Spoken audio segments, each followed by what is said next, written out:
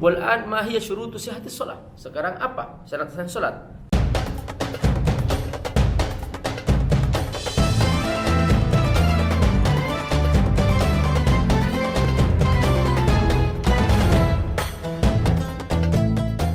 Jangan lupa donasi untuk keberlangsungan FAT TV ini. Insya Allah semua yang Anda donasikan Allah akan mengganti dengan lipat ganda, karena di sini Anda beramal jariah. Ayo bergabung dalam dakwah FAT TV. Semoga Allah berkahi. Bismillahirrahmanirrahim. Assalamualaikum warahmatullahi wabarakatuh. Alhamdulillah wassalatu wassalamu ala Rasulillah wa ala alihi wa sahbihi mawalah. Sahabatku semua rahimakumullah, berjumpa kembali bersama Abi Amir dalam program Talaqi Kitab. Sekarang kita akan membahas tentang syarat sahnya salat. Syurutu sihhatis shalah. Nah, ini penting. Kenapa? Karena saya baca kitab. Kalau saya baca kitab artinya ini ilmu, ada pijakannya. Nanti teman-teman tinggal download sendiri buku PDF-nya, silahkan. Nah, saya hanya menjelaskan maksud daripada isi kitab ini. Jadi pegangannya sudah ada, dalilnya juga sudah ada, dan ini adalah merupakan ringkasan dari mazhab Imam Syafi'i. Dan mudah-mudahan semua teman-teman sudah punya rujukan, karena kita dalam belajar fikih kita penting sekali menguasai satu mazhab dulu sehingga kita tidak bingung. Setelah itu silahkan memperluas ilmu dengan belajar perbandingan, namanya belajar perbandingan. Adapun memilih mana yang diambil itu adalah pilihan pribadi, tapi yang jelas semua ulama mazhab mereka punya pendapat yang benar insyaallah, dan mereka telah berhati-hati dalam memilih pendapatnya. Dan rata-rata perbedaannya itu hanya wilayah furu saja. Furu itu ya cabang, ya jika tidak dikerjakan nggak apa-apa, jika dikerjakan ya it's okay. Semua itu adalah merupakan bagian daripada perbedaan antar ulama, dan ulama berbeda pendapat karena mereka memang mempunyai ilmu yang luas. Wa fawqa lidzi ilmin alim. Di atas orang alim ada orang alim lagi. Begitulah kita belajar ilmu. Mari kita memperluas sekarang, yaitu tentang syurut sihhatis shalah, syarat sahnya salat. Apa itu syurut? Syartus syai' kullu ma yatawaqqaf alaihi min wujudi dzalika syai'.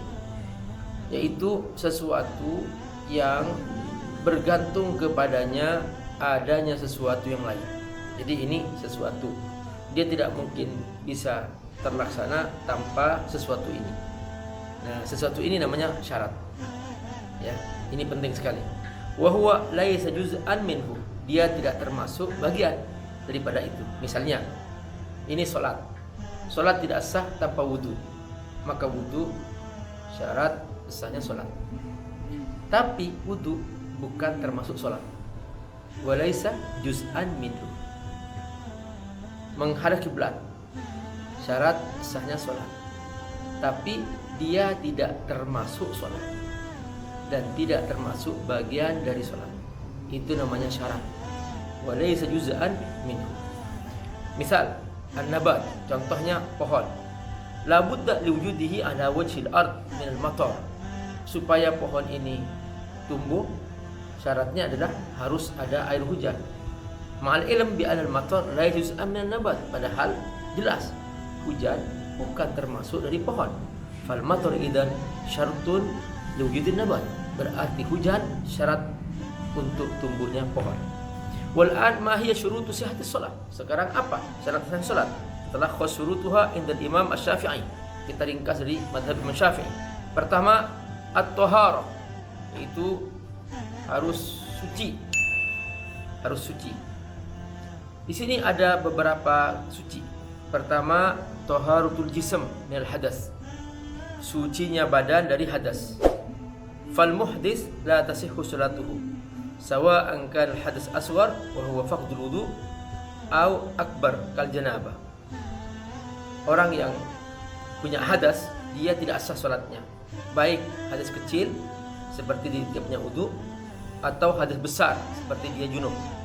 Karena Nabi bersabda, la tuqbal salatun bi ghairi tuhurin. Tidak diterima salat tanpa ada kesucian. Hadis riwayat Muslim nomor 224. Yang kedua, taharatul badan. Ya, ini masih bab suci, ya, tentang suci. Taharatul badan minan najasah, bersihnya badan atau sucinya badan dari najis. Dalilnya apa?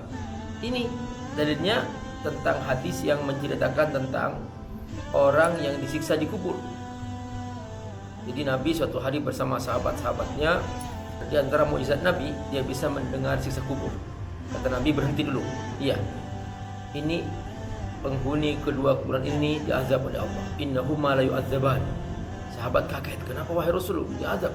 Apakah mereka tidak sholat? Enggak, mereka sholat. La yusuman, mereka enggak puasa? Mereka puasa. Amma ahaduhuma fakana la yastabri minal bawl. Salah satunya dia itu sholat, tapi ketika dia buang air kecil masih menetes kepada pakaiannya, dipakai untuk sholat. Hadis Bukhari 215 dan Imam Muslim 292. Teman-teman, hati-hati loh, jangan sampai ya kita itu asal sholat nggak hati-hati pas buang air kecil. Memang harus tiris ya, dipastikan sudah tiris, tidak menetes lagi. Mudah-mudahan kita jaga oleh Allah Subhanahu wa taala. Dan diumpamakan dengan air kecil ini semua najis yang lain. Dan di sini Nabi bersabda kepada Fatimah binti Abi Hubaish radhiyallahu anha, "Fa idza aqbalatil haidhah." Kalau kalian sudah haid atau sudah masuk kepada waktu haid, fatrukis shalah, jangan salat. Fa idza dhahaba qadruha faghsili. Kalau sudah bersih maka bersihkanlah. Faghsili ankid dam wa sholli. Ketika sudah benar-benar bersih dari darah, maka mandilah dan bersihkanlah semua kotoran, lalu setelah itu silahkan sholat. Hadis riwayat Imam Bukhari 266 dan Imam Muslim 333. Dari bab taharah masih. Taharatus siyab min najasah, yaitu sucinya pakaian dari najis. Tadi kan badan dari hadas, badan dari najis. Sekarang pakaian dari najis. Fala yakfi ayyakuna jism naqiyan min najasah. Bukan hanya badan yang suci, pakaian juga harus suci. Bal la budda an takuna thiyab allati yardiha musalli naqiyya aidan. Yang jami'in najasat, termasuk ya tempat salat, pakaian dia pakai harus suci. Apa kata Allah dalam surah Al-Mudaththir ayat 4? Wa siyabaka fatahhir. Perhatikan bagaimana ulama fikih cara mengambil dalil. Masya Allah. Jadi Quran, padahal bicaranya enggak ada hubungannya dengan sholat, tapi ini Quran gitu. Langsung dihubungkan dengan sholat. Itulah fikih namanya. Secara tekstual dicari enggak ada hubungan dengan sholat. Tapi subhanallah, para ulama fikih itu mengkaitkan dalam memahami ayat Quran, dihubungkan dengan sholat. Masya Allah, ini wasiyabaka fatahhir. Ayatnya umum, tapi Masya Allah, begitulah pentingnya fikih. Nah, hadis Abu Dawud 365 dari Abu Hurairah radhiyallahu anhu, anna Khawla bint Yasar atat Nabi SAW. Ada seorang wanita namanya Khawla datang ke Rasulullah SAW. Faqalat, dia berkata, ya Rasulullah, wahai Rasul, innahu laysa li illa thawbun wahid. Aku hanya punya satu pakaian, wa ana ahidu fihi, fakaifa asna. Dan aku memakai pakaian itu dan aku haid. Qala idza tahurti faghsilihi. Jadi kalau memang anti sudah bersih dari haid, jika ada darahnya, bersihkan darahnya. Summa sholli alaihi, pakailah pakaian itu. Faqalat fa illam yakhruj dam. Jika tidak keluar darah gimana? Qala yakfiki waslud dam. Ya, cukuplah kamu ya mandi. Wala yadurru atharu. Ya, tidak berbahaya, bekas-bekasnya enggak berbahaya. Ini sudah kau bersihkan. Taharatul makan min najasah, bersihnya tempat dari najis. Wa yaqsad bil makan al hayyiz alladhi yashghuruhu al musalli bi salatihi fa yadkhul fil makan ma baina mawdi'i qadamihi ila makan sujudihi. Maksud tempat adalah yang tempat dia salat, yaitu dari sejak kaki sampai dia sujud. Fama yulamisu syai'an min badanihi asna as-salat fama laysa fama yulamis badan la yudhuru ay yakuna najisan. Selama itu tidak menyentuh badan kamu, maka dia tidak berbahaya. Misalnya di bawah tempat sujud kita ada najis, ya sudah, yang penting enggak menyentuh badan kita. Misal makan ladzi yuhadi sadruhu inda ruku' misalnya. Jadi tempat yang itu di bawah ruku' kita, dekat sama ruku' kita. Sujud, tempat sujud kita juga Jadi hadha syarat amruhu yusibul ma' al makan alladhi bala fi al-a'rabi. Contohnya misalnya ada seorang badui, dia berkencing di masjid, ya, di tempat sholat. Ya, apa artinya? Disiram aja, disiram. Udah. Yang penting tidak menyentuh tempat kita sholat. Nah, hadis riwayat Imam Bukhari 217. Maka dikiaskan tentang tempat itu kepada pakaian juga. Dia adalah makan kathawb fi malamatil badan. Karena pakaian itu seperti tempat itu seperti pakaian. Yang penting kalau dia menyentuh badan, ya sudah, berarti di situ dia menjadi najis. Tapi kalau nggak menyentuh badan, ya sudah, berarti tidak dikenal hukumnya najis. Masih bicara tentang suci, ya. Syarat yang kedua adalah al-ilmu bidukhul waqt, yaitu dia mengenal masuk waktu. Al-ilmu bidukhul waqt. Dan kita sudah tahu waktu sholat, maka dia harus pastikan sudah masuk waktu sholat. La yakfi an taqa' shalah fil waqt, bal la budda an ya'lam al-musalli dhalika qabla mubashara bis shalah. Bukan hanya tahu bahwa itu masuk waktu salat, tapi dia pastikan bahwa dia sudah masuk waktu salat, baru salat. Fala tasihhu salatul man lam ya'lam dukhul waqtiha. Tidak sah orang salat kalau dia tidak pastikan bahwa salat sudah masuk waktunya. Wa in tabayyana lahu ba'da dhalika anna sadafat waqtuha al-masjid. Sekalipun dia ternyata kemudian dia, loh, kok pas ya saya tadi salat. Nah, enggak bisa dikira-kira. Pastikan dulu bahwa dia sudah masuk waktu sholat. Kalau dia ternyata misalnya nggak mengecek dulu langsung sholat, oh alhamdulillah pas tadi saya, nggak bisa, itu nggak dianggap nggak pada waktunya.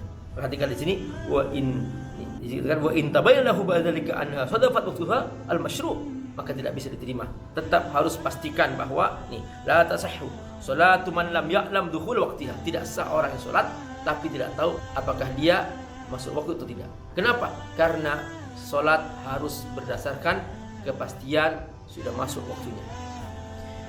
Kaifa ma'rifatu dukhul waqt? Bagaimana kaifa ma'rifati dukhul waqt? Bagaimana cara mengetahui waktu sholat? Ya'rif dukhul waqti sholat biwasilati min wasail salasa. Caranya ada 3. Pertama, al-ilmul yaqini. Yakin bi ayya'tamid ala dalil mahsus, yaitu ada buktinya. Karu'yati syams, dia melihat matahari sudah condong, matahari sudah bertergelincir. Yang kedua, al-istihad, dengan beristihad. Bi ayya'tamid ala adillah dhanniyah dzat dilalah wa mubashara. Misalnya dia bersandar kepada sesuatu yang dia enggak langsung ke matahari, misalnya jam, rindang, atau dikiaskan dan sebagainya. Ya, sudah jam menunjukkan misalnya. Ini namanya dhanniyah. Yang ketiga, at-taqlid. Dia meniru siapa? Meniru imam. Oh, itu Pak Imam sudah sholat. Nah, idlam yumkin al-ilm yakini aw istihad. Dengan yakin enggak bisa, istihad enggak bisa, ikut imam aja, ikut alim saja. Kajahil bi aqdis shalah wa dalailuha. Dia tidak tahu waktunya. Fa yuqallidul imam al-alim. Dia ikut al-alim, imma al-alim al-mu'tamad ala dalil mahsus, yaitu ikut orang yang sudah terbiasa menjadi imam di situ. Ul mustahid al-mu'tamad ala adillatil dhanniyah, atau ada orang yang sudah beristihad, misalnya dalam perjalanan dia ada orang sudah beristihad. Gimana Pak? Sudah sholat Pak? Oh ya sudah. Dia sudah beristihad, ikut dia aja. Jika memang dia tidak punya kemampuan untuk yakin dan istihad. Hukmu sholati man shalla kharijal waqti. Apa hukumnya orang yang sholat di luar waktunya? Idza tabayyana lil musalli anna sholatahu qad waqa'at qabla dukhul waqti. Jika ternyata dia tahu bahwa sholatnya belum waktunya, tu'tabar batilah, maka itu tidak sah. Wa tajib i'adatuha, wajib sholat lagi. Sawa'un kana mu'tamidan au ala ilmin au ijtihadin. Baik dia bersandar kepada ijtihad, atau bersandar kepada taklid, atau bersandar kepada ilmu. Jika memang itu salah dan belum waktunya, tetap tidak sah dan wajib diulang karena itu di luar waktunya. Oke teman-teman, sampai di sini kita nanti bahas lagi syarat berikutnya yang kita akan perdalam pada pembahasan yang lain, insyaallah. Assalamualaikum warahmatullahi wabarakatuh.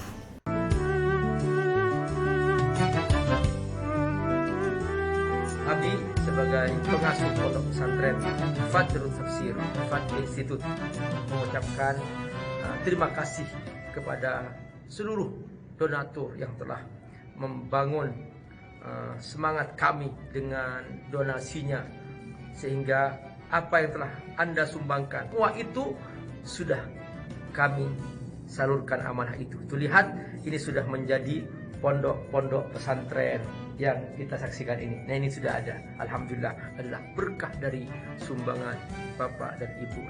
Sebentar lagi Abi Amir akan mulai pembangunan masjid.